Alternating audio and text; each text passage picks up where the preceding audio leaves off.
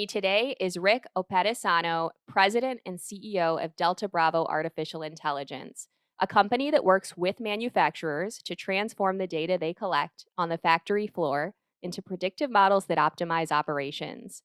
Where do you fit into the Industry 4.0 smart factory roadmap? Yeah, so when you think about Industry 4.0 at the highest level, I think you can describe it as using data to make better decisions in the boardroom all the way down to the factory floor that allow the manufacturer to increase operating margin. Right, that's kind of when I think about Industry 4.0, that's kind of the way I see it in my head at a really high level. And when you think about that first step in Industry 4.0, that's the whole idea of collecting information from critical systems, right? And that's really what's been going on for much the last 5, 7, 10 years, is that manufacturers have been investing tons of money into collecting data from the factory floor.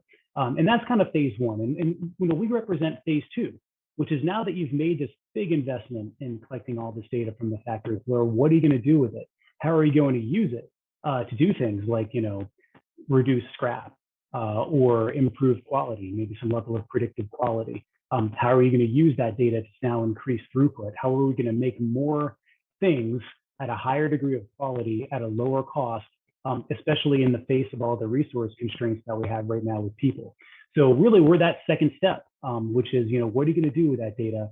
And then, how are you going to use that knowledge and that capability to improve operations on a day-to-day basis? So, in helping clients make the most of the data they're collecting, what would you say you've learned over those past 5 years? Yeah, the first thing we've learned is it's not easy. All right, this is not easy. You're dealing with a range of technical challenges where, with most manufacturers, to truly answer the bell here, they have to be cross-functional, and this is something that they're not used to. So, for example, when you think about making improvements, the first thing a lot of folks think about is a process engineer, a reliability engineer. When they think of data, they think of an IT person. When they think of things like improving a business process or an operating margin, they think of a financial person. And in the past, what's happened is these folks have remained siloed. Okay.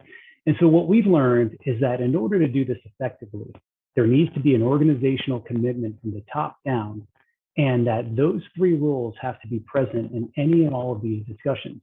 So, we've done these projects solely working with IT folks, not always great, because they lack the process expertise that the reliability engineer or the process engineer brings to the equation, right? And then when you bring both of those two in, say for sake of argument, we've got the subject matter expert, and then we've got the IT person that helps us get access to the data that we need.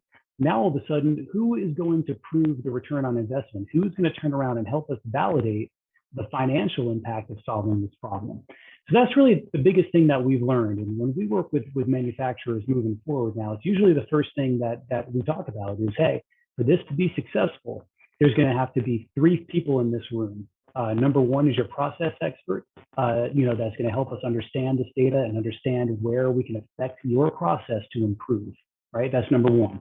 And then number two is going to be your IT guy, your IT person that's going to help us get access to the information we need in a secure and compliant way. And then number three is going to have to be someone that has a financial control, someone that deals with P&L, that can help us validate that solving this problem is financially impactful, and then help us track that impact over time.